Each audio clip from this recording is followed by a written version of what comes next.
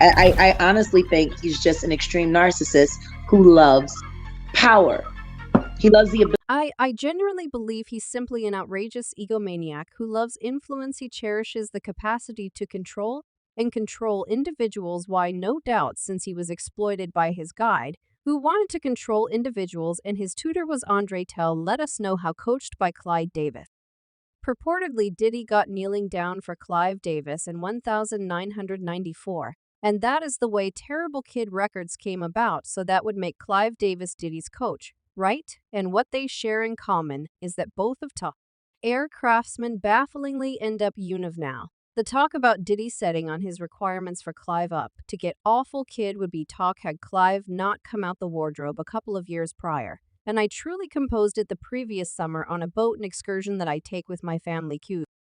Unquestionably, my great job in life has been my kids. I have 4.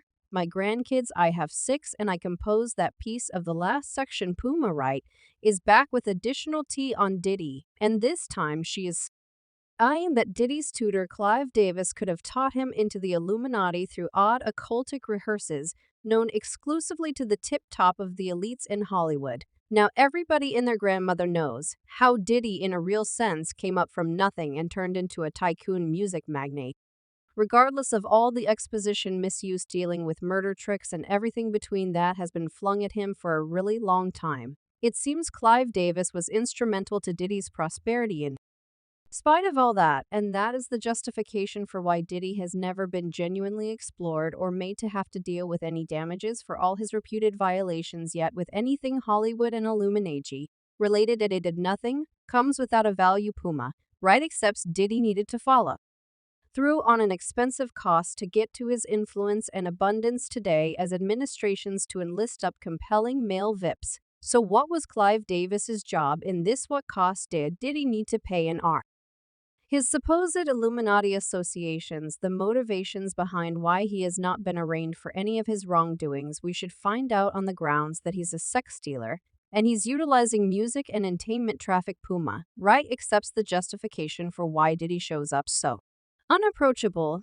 is that he has profound binds with the people pulling the strings, to be specific Clive Davis, his guide. As per her, Clive Davis, who likewise tutored Andre Harold, showed Diddy how to be a fruitful chief and money manager, yet he additionally showed him how to terrific. Ladies and men, assuming you have been following Diddy news in the recent weeks, you should be aware of the claim that Cassie documented against Diddy, blaming him for saying her dealing her for his pleasure, truly mishandling her, and making the 10 years she was with him a pattern of misuse, viciousness, and dealing. The claim made Diddy the authority quickest pilgrim on the planet on the grounds that scarcely 24 hours after Cassie documented his legal counselors were exploding her telephone attempting to offer her that would be useful for discussions. The case ultimately agreed to an undisclosed sum, which individuals have reputed to be more than $30 million.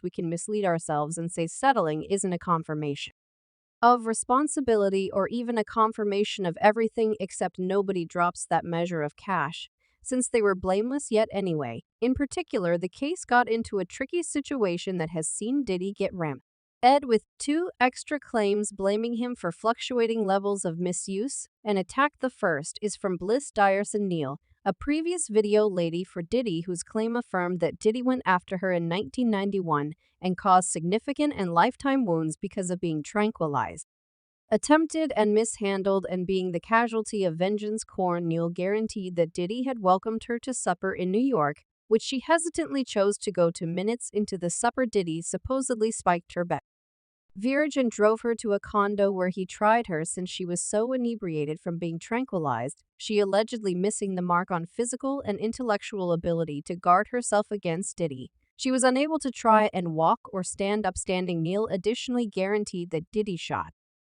the whole thing, and she just figured out after the video some way or another advanced back to her through her male companions, despite the fact that Diddy's legal advisors guarantee that the claim has no legitimacy and is absolutely a cash get. She has requested a jury preliminary. The subsequent claim was documented by an anonymous lady distinguished as Jane Doe. In the claim, she asserted Diddy and artist Aaron Corridor alternated raping her and her companion in 1990. Jane Doe, her Companion Diddy and Aaron Corridor were all purportedly at a music industry occasion when the ladies were welcomed back to Aaron Lobby's condo after arriving. Diddy and Aaron Corridor then supposedly continued to drive themselves on the ladies. She additionally guaranteed Diddy visited her at her place a couple of days after the fact and gagged her so hard that she dropped on the floor and needed to look for clinical consideration before she could recuperate. Yet that is not all individuals from Diddy's past have additionally emerged to decry him and point fingers at him. For instance,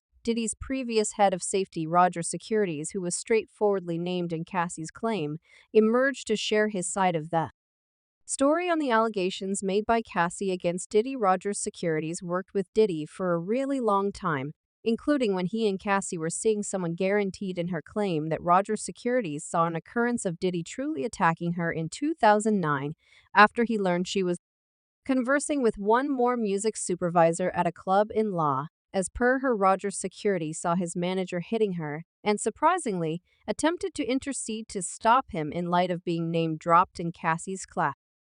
Security made a few fairly enigmatic posts saying this isn't intended to be dangers or squealing, or any such thing against Cassie or Diddy or any other individual. This is me telling my reality as I genuinely recall it for two reasons. Just first, since I have 4 girls, so on all fellows, my reality as I seen it, saw it, and was engaged with it for a really long time. Securities in the end erased the post prior to dropping additional subtleties, so we don't have the foggiest idea what he truly needed you to say. Yet clearly he needed to talk on his contribution with Diddy's supposed attack of Cassie, which affirms essentially that there was an attack. Now there is consistently an opportunity anyway, then that Diddy is honest of this large number of allegations and every other person is lying. Yet how about we be serious here briefly? Those claims certainly didn't spring out of nowhere, and word on the road is that this is just the starting. We can hope to see more comparative claims blaming Diddy for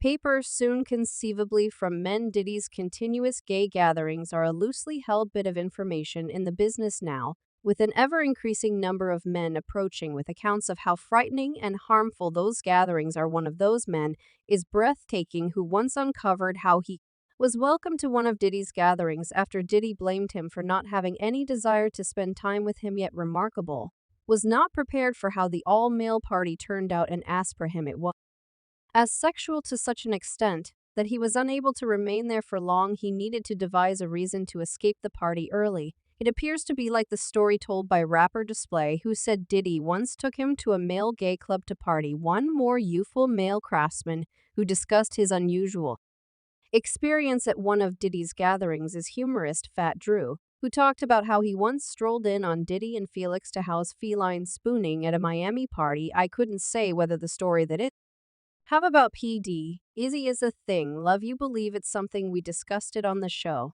Yet you let us know off the show. Would it be a good idea for me? I tell you definitely. I love to. Listen, this isn't claimed on the grounds that it happened. No, nothing affirmed about this. Okay?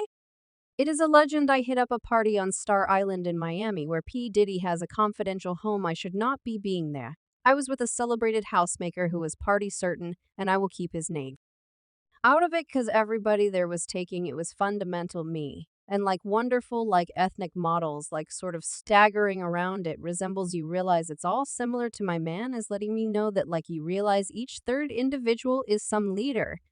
Got in